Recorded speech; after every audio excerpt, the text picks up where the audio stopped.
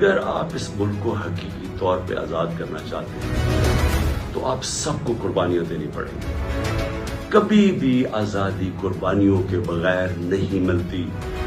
جو چھوٹا سا طبقہ قبضہ کر کے بیٹھ جاتا ہے، اگر آپ کا کسی کا خیال ہے کہ یہ جو قبضہ گروپ آرام سے چھوڑ کے چلا جائے گا، غلط فہمی میں نہ رہے.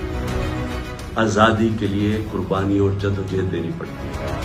آپ سب کو میں آج کہہ رہا ہوں کہ میں تو تیار ہوں، میں اس کو جہاد سمجھتا ہوں، میں پالیٹکس نہیں سمجھتا. آپ نے خوفزدہ ہو کے اپنی آزادی کی تحریک سے پیچھے نہیں ہٹنا، کیونکہ ایسا موقع شاید آئے نا.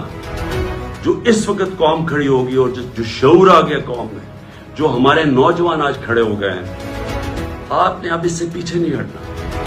یہ تحریک ادھر پہنچے گی جدھر ہم اپنے آپ کو ایسے ایک وہ پاکستان بنے گا جدھر ہمیں کوئی خوف نہیں ہوگا کہ ہمارے اوپر کوئی ظلم کر سکے.